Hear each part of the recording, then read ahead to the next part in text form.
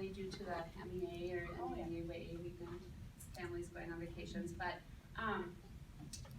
these people are all in the field, some type of human services. Most of them are going to be teachers. Some of them may be special ed teachers, general ed teachers, early childhood teachers, elementary, K through 12, or 6 through 12. So we have some speech pathology majors, probably social work, and maybe more that I have missed. So that's your audience. So these are people who are going to work with people. Perfect. In some type of helping profession. So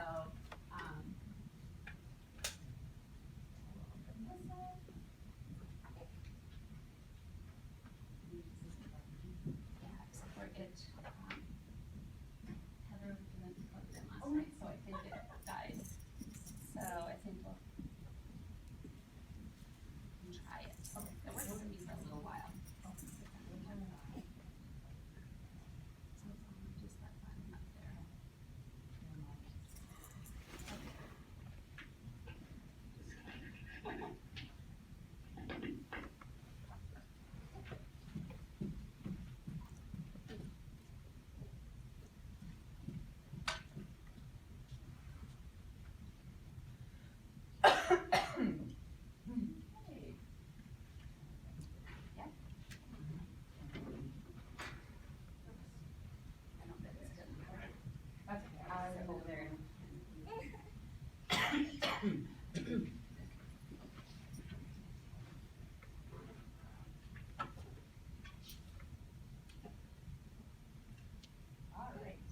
So I'm Amber Ott, and I'm the licensed provider for my adult foster care home called Amber Ott's Adult Foster Care Home. This is my mom, Cindy, and she had the dream and the drive to start the foster care homes, and Brian is one of our residents. I grew up in a family with twin brothers that had disabilities, and I've been around it all my life.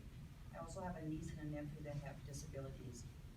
My brothers are 68 this year, and through the resources, through all the years, they were very fortunate. They were able to graduate from high school, and they worked hard labor jobs, retired, and I now take care of all their finances. But they drive and have families, so they're kind of been our back and our family, I guess, because we just love spending time with them.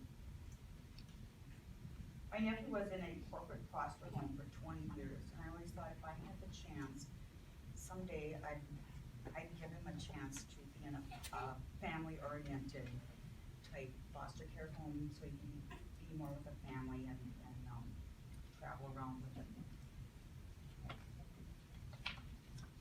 I currently own an ADA Braille and engraving company in Holly, and I ship national.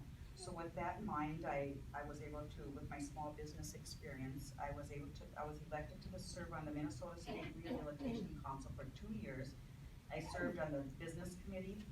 I was a chair of the business committee, and I served on the executive committee for 2 years also. This helped me to learn about the need for more family foster care homes in our area. When I lost my husband from cancer 4 years ago, I needed to find a place to fill the void in my heart. We all know that by helping and giving to others, it helps us to be happier. And also for spend money, it sometimes makes us happier too. So I went out and bought post number 1. Made me happy. Our son Shane is a licensed provider in this home with 3 residents. And this home has it's a threeplex, so I was able to give my nephew an apartment in a family environment. After Amber decided to get her AFC license, we purchased house number 2 to be happier. So I graduated from MSUM with a degree in mass communications in 2006. I wasn't quite ready to grow up and get a job yet, so I decided to open a dance studio in Holly that I ran for 8 years. Oh, I know Danny. And I really loved it. I loved my girls. I loved being able to watch their confidence grow throughout the year. I loved their excitement after their performances. It was just a really fun experience.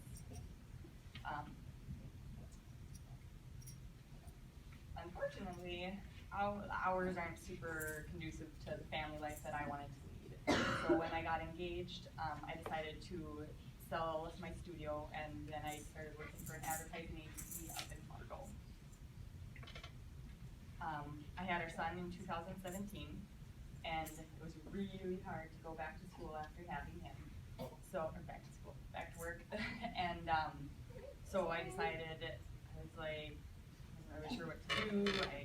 I needed to work, but I wanted to stay home. And I also was feeling a pretty big void from teaching dance because I really felt better when I was making an impact on people's lives and helping them rather than just, by increasing their sales and stuff like that, number-driven things. I just wanted to make a difference, a positive difference in someone's life again, besides my son's, obviously. And so then Mom suggested that I do the adult foster care home, and so my husband and I sold our house in Fargo, and we moved to this one, and I started working on getting my county license first, and then after you get the county license, you can you apply for the 245D license, which is from the state. That whole process took about 9 months.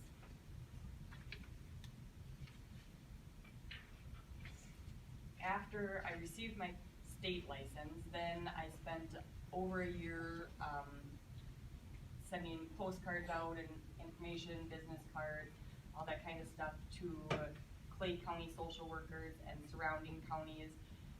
We can take any residents from, I have people in Duluth call, people from Hennepin County, all over the state of Minnesota. We can take residents from, if they come from Fargo, it's a little more iffy, but it can happen. They just have to become a resident of Minnesota first. So we spent time sending information out to all those places, plus other places who have like mental health case managers or social workers, Churches United, Solutions, Prairie St. John's, those type of places that also look for placements for their adults. We are pretty diligent about our screening and interviewing process because we have a young son, so we are pretty thorough before we accept any new clients into our house. Brian, as soon as I started talking to his mom, I knew right away he was going to be the perfect fit, and I was right. And he's been a wonderful addition to our family, and we're really appreciative that we get to know him and get to help him. Okay, I'm going to give you some boring information now, but just stick with me. So, in order to be a provider, you have a lot of responsibilities. Some of them I'm going to talk about, the rest of them I'm not going to bore you with. I need to stay in compliance with not only county but state laws and inspections and regulations, and they're constantly changing. I get emails from DHS weekly about updates and changes, and I need to go through those and see which ones apply to my license and the ones that don't, and I just ignore it. But otherwise, I need to make those changes within my forms and my policies and how we do things based on those emails. Our policies have to comply with not only the county but also the state, and the state's requirements are much more detailed. So basically, I just follow the state because there's a few things the county have that the state doesn't require, but mostly it's the state that is like the most detailed stuff. Our county licensor takes a look at our home, the safety of our home, the yard. He makes sure that I do have like a licensed person come in and check the furnace every year. He checks the water temperature and makes sure it's not too hot. He does fire extinguisher checks, so I have to make sure those are charged every year. They also make sure that I don't have any expired medication in my cabinets, even if it's not prescribed to Brian. I mean, it could be Tylenol, it could be a prescription medication of my own. It can't be expired, otherwise I get a little ding. I also can't have expired food in the fridge, which obviously that, so I'm constantly going through pantry and the fridge, throwing things out, making sure things are labeled with dates and all that kind of stuff.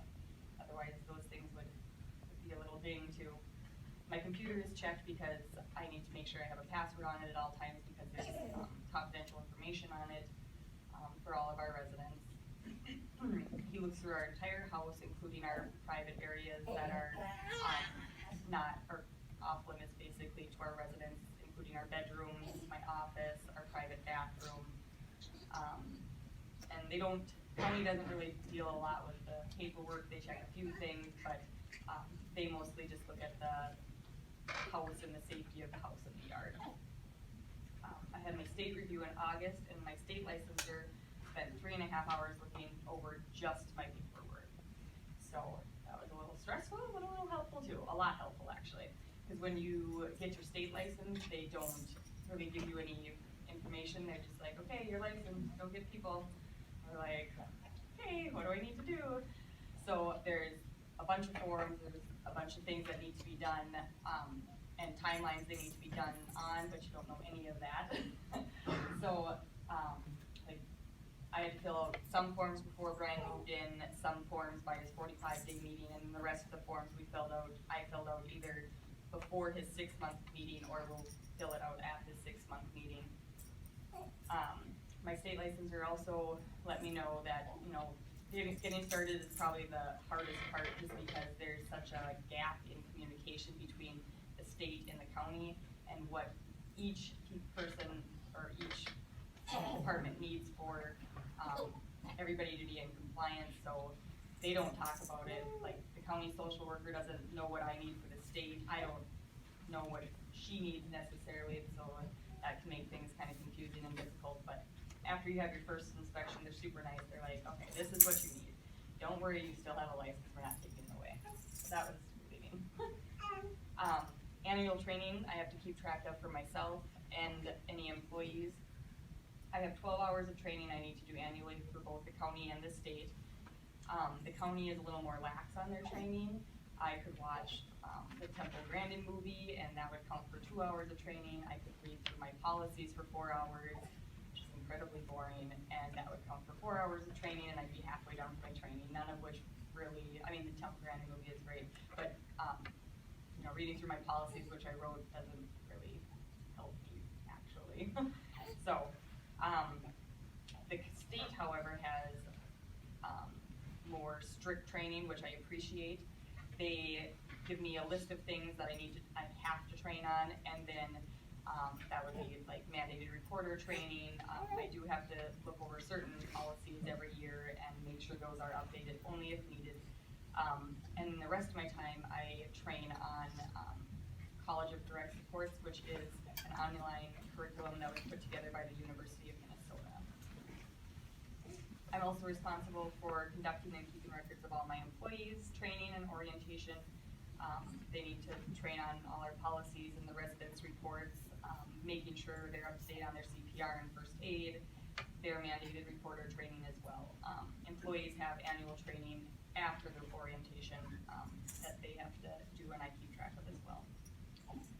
I also need to check and review medications. All our residents have their medications in punch packs, and I get the medication administration record on a monthly basis from the pharmacy. So then I take the MAR and check it against the pills in the punch pack, and basically I just look through every little punch and see if it's the pills are the same colors, shapes, they have the same markings, they're the same dosage, everything matches up with how it's explained on the MAR. If they don't, then I obviously need to let the pharmacy know and then we figure out what it needs to be. Also with the medication, I administer it all, so I punch it out and I put it there. And if the residents remember, awesome. If they don't remember within like 15 minutes, then I say, hey, time to take your meds. And they're like, oh yeah. So then when they do take them, then I have to initial the MAR for each medication every time, every day. And then that's just my record of, yes, they did take it. If they miss it, I need to make a note of that and why it was missed and how we're gonna fix, so it doesn't get missed again. We have to conduct fire and storm drills on a regular basis, so I need to make sure all the residents know, where to go for different types of emergencies, basically fire and, bad weather storms. And the fire drills, I actually have to time from the time that they open the window to, climbing out of the window, getting around the house, going out the gate, all the way across the street to the safe spot. And then that gets turned in at the end of the year, to the state as well. I fill out a lot of paperwork, and you all will get to do that too. It's fun. Just kidding. No. So I have 8 reports per resident that I need to keep up to date. Anytime anything happens, changes, and then after I get my stuff changed on it, I have to have the resident, and if they have a guardian, they have to sign it too. Sometimes the county social worker needs to sign it as well.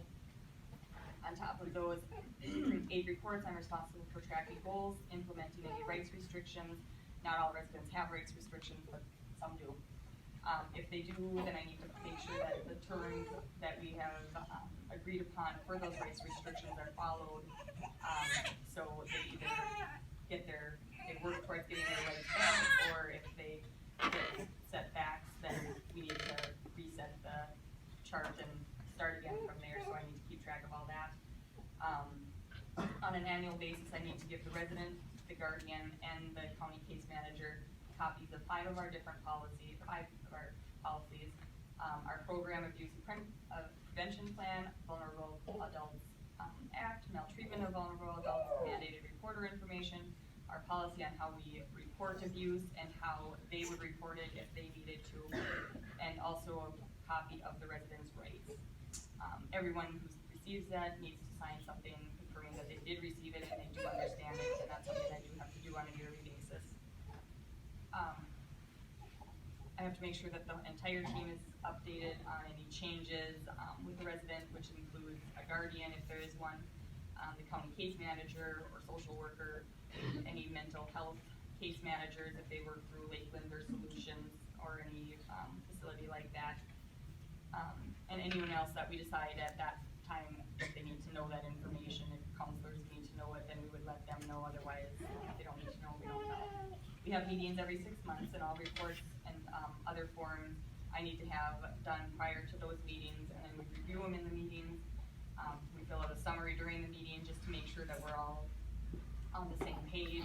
If goals are being achieved, awesome. Then we mark them off and we add another goal. If they're not, then we figure out, why is it? Are we not making enough progress towards those goals, or we are, and we just need to continue doing what we are doing. So just make sure we're all on the same page on what we'll be doing for the next 6 months.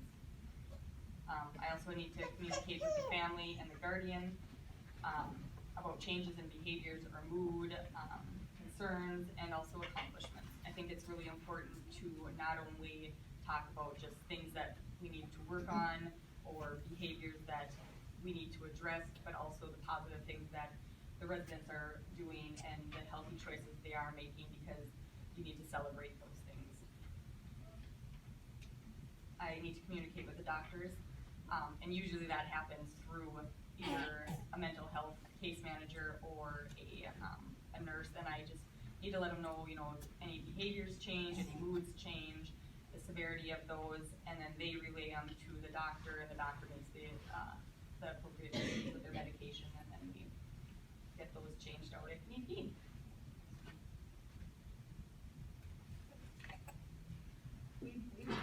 We provide all the transportation to the appointments to and from, and if need be, we'll sit within their appointments also to help them know their feelings and what they're going through. Also, in case some residents need medication, we need to know what's going on with that. We also run errands for the residents. We help them learn how to pick up the personal care items and pick up their medication, because we are preparing them for independent living. We try to make sure that they have goals and life skills with this, and cooking, cleaning, budgeting, and laundry is one of them. And, especially the cooking, Now, in our houses, we try to have one day a week for a cooking class, so they follow recipes, they can pick out what they wanna cook, and they can keep that on hand, so if they ever want to cook by themselves, they know what to do, and they can feed themselves a healthy meal instead of snacks. We also have chore charts with things to do each day of the week. Having a consistent schedule we repeat each week helps them learn and remember. So that way, every week, we go through them to make sure that they understand what's going on, or even every day, so that they aren't anxious about the day, they know what's gonna happen that day. We schedule appointments and activities, so we make all their appointments and help ensure that they don't overlap with anything else.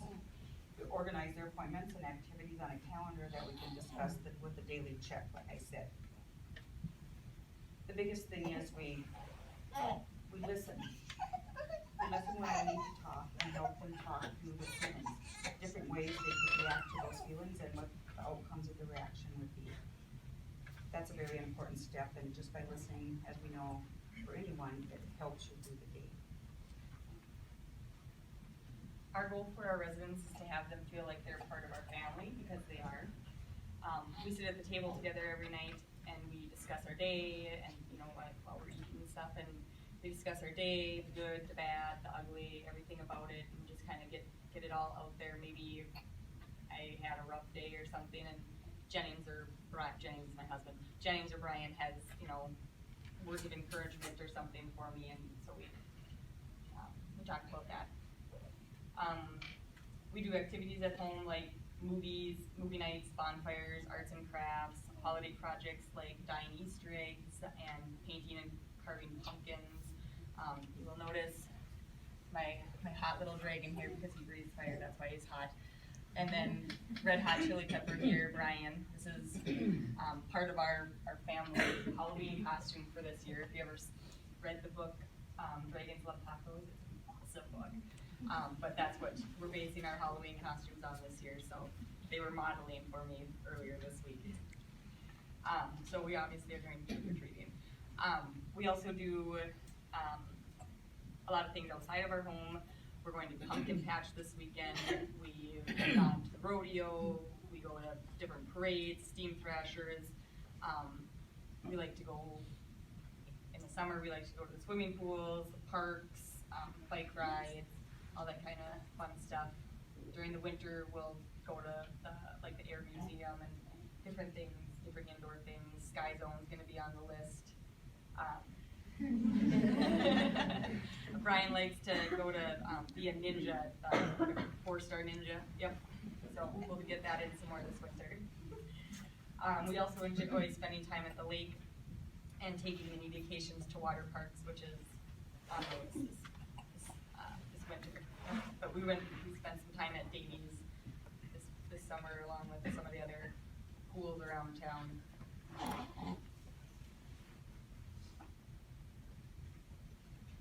Our goal for our residents is to help live in the best life they have possible. We look for different activities and classes that would they be interested in, so that they can decide on it themselves and then we can help them take part in it. We attend social activities like dances, cooking classes, video game nights, poker nights through the Art and Autism Network of the Red River Valley. We always check the community ed calendar because they're scheduling for cooking also there and painting. Seasonal fun activities are usually there. If our residents have an interest in hobbies or sports, we look for different clubs and teams that they can join. They also have an option to work through an agency to take a part-time job employment with a job coach in local businesses. If they want to volunteer, we work to make that possible for them also. Due to some of the stuff going on at DHS down in cities, they have had some budget cuts which are affecting programs in our area that provide personal care assistance to not only corporate foster homes but also our private family foster care homes as well. And so their budgets are cut, so they have, a lot of them have long waiting lists for clients that are waiting for a PCA, and so those companies and organizations either don't have the money to hire more, or they just can't add staff or they can't find enough staff. So I thought, well, we'll just venture out and try to find our own, because I want our residents to have the same opportunities, and I don't want them to miss out. So that's what I did also. So some of the responsibilities that would be along with this position would be transportation to and from activities. Some activities you'd be expected to participate with the residents in, like going to movies with them. You don't just drop them off and say, okay, in a couple hours, go into the movie, have fun, Sky Zone, get in the trampoline park and jump and, be a ninja, whatever the client wants to do for that day. Brian specifically is on swim team, so if you would bring him to practice, then you do not have to get in the pool with him. So, other responsibilities would be helping residents socialize and form friendships. Some qualities that are really helpful would be to be friendly, outgoing, encouraging, patient and understanding, and then obviously you want to be happy and have fun. Qualifications that are absolutely needed are having a valid driver's license and reliable transportation. We would pay the state rate for the mileage, or the standard mileage rate to reimburse for any, the gas and wear and tear on your vehicle. Also, if you go to any activities that cost money, I would pay for that, whether it be, buying the movie tickets in advance, or you keep the receipt and then I would reimburse you for that as well. You also need to be able to pass a background check. So now I'm going to turn it over to Brian. I'm just going to turn his microphone on, and he's going to be able to share some about himself with you.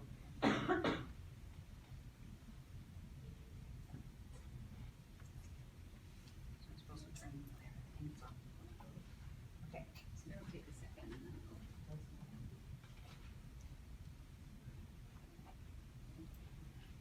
now it's on. You can just hop. Hi, my name is Brian, and I'm 21 years old. My family and I moved a lot when I was growing up. I was born in Breckenridge, moved to Moorhead, then Fargo, to live in Tawanda and back to Breckenridge where I graduated high school. Then I moved back to Fargo and stayed in Moorhead where I'm now. I had a really hard time making and keeping friends due to my social phobia moving, so I had pretty much no friends. I also had a rough relationship with my dad. He abandoned me and my family, causing me to have trust issues. I'm the middle child. I have an older brother, a younger sister, and my mom, Christy, have always been my rock. I worked at several places, but kept being let go due to safety concerns.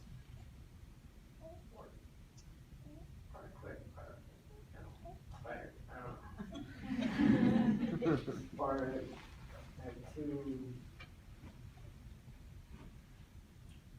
don't have to, I only work one day, so of course I quit that. About 9.5 hours. Yeah, 9.5 hours, 7 days, schedules.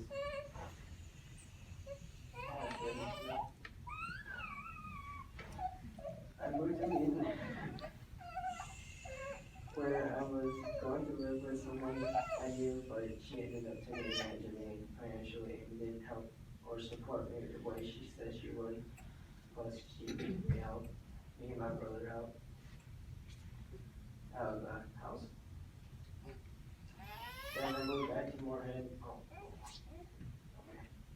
and into my first adult foster care home. Then they didn't provide me transportation to my appointments, outings, or activities. They also didn't help me work on any of my goals, and I was threatened by the other residents living in the home. I was frustrated, lonely, and didn't feel safe there. Oh, here we go.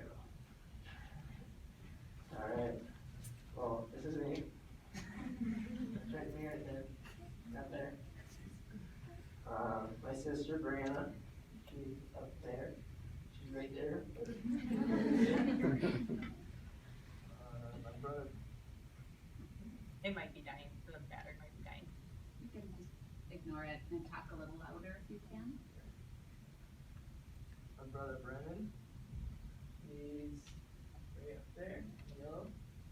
Right there. Mom Lucy. She's right there recording me. Stephanie Collins, right there. That. And Miss Kayla. That baby right there.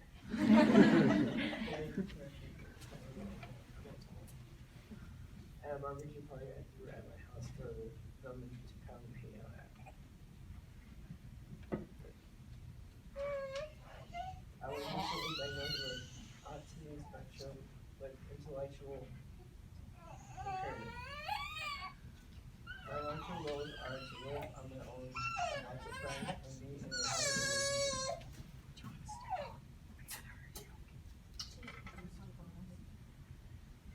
I have short-term goals that I'm working on now to help me get to where I need to be to obtain my long-term goals. My short-term goals are working on life skills like cooking, cleaning, doing laundry, and other things like that. Each day of the week, I have a different chore that I work on with Amber, and we do it every week. Overcoming my social phobia is a big goal for me. I'm working on starting to keep conversations with people being in public by myself and being in large crowds with or without others. Being here today in front of all of you right now is the biggest thing I've ever done in my life. I'm also working on losing weight and toning up because it helps me gain confidence and makes me feel good. I'm learning about healthy relationships with friends and future girlfriends. In the past, I've been taken advantage of, lied to, and cheated on, and that made me feel sad, mad, depressed, and like I wasn't good enough.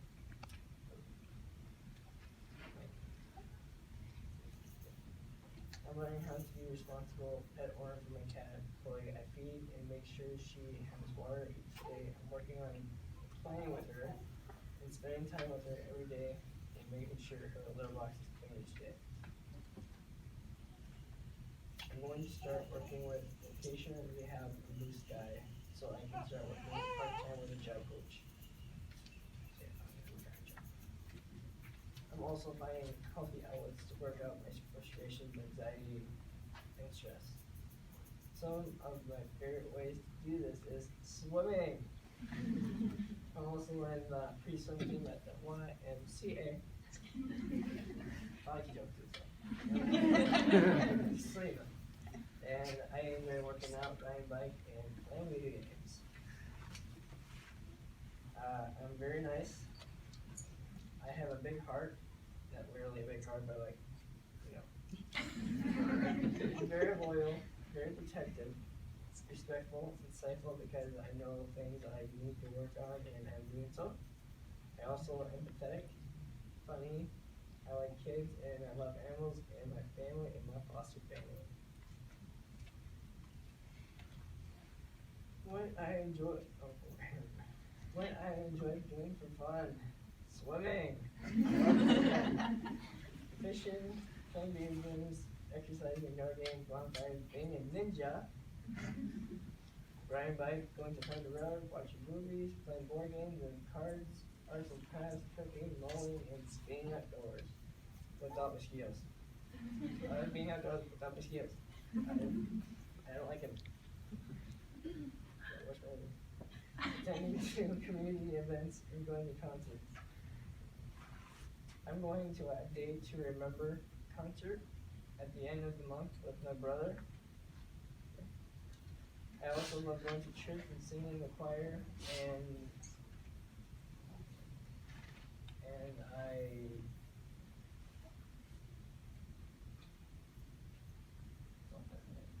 We thought of something this morning and we have both forgotten now. Right, down. Yep. Yeah, I knew right now. I didn't hear it, so. It's kind of fun. That's okay. You Maybe can keep going and then if you Yeah. remember at the end, you can. Maybe. If I remember, yeah. Yeah. I love being a part of my foster family and their huge extended family too, which is impressive considering my social phobia.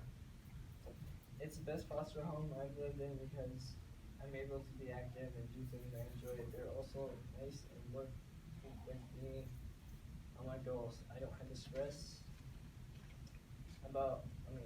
out finding rides for my appointments or activities, which has been very helpful to both my mom and myself. Being around Jackson, her 2-year-old son, or their 2-year-old son, 2.5-year-old son, I mean, is a good learning opportunity for me and gives me great insight on what it's like to have kids. You're kind of going through a little phase right now, isn't he? Yeah. Terrible twos. Ryan's possibly rethinking kids. It'll get better though. It'll get better. Yes. I just, terrible dude. No, I don't know about that. But, what's my future? Okay. My future plans include finding a job. I enjoy going to school for vet technician or veterinarian, or something I can do that helps people. And I'd like to be a motivational speaker.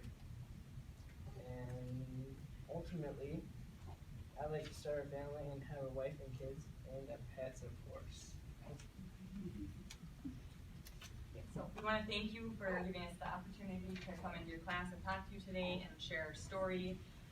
If you are interested in applying for, or if you have questions about the part-time PCA position, you can give me a call or email me, text me, whatever. I have some cards up here if you want to grab on the way out. We would be happy to answer any questions you have at this time. And if you have questions for his family, you can certainly ask them too. Question. Oh, you just started. I just want to let you know you're awesome, man, and you did an amazing job up there. Thanks.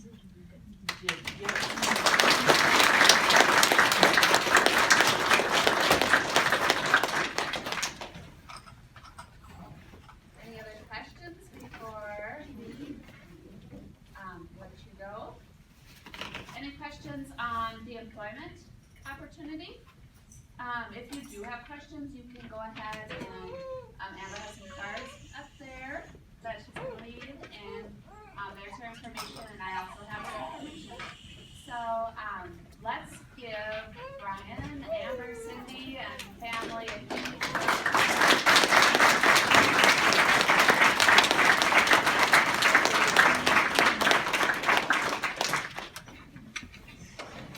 Thank you.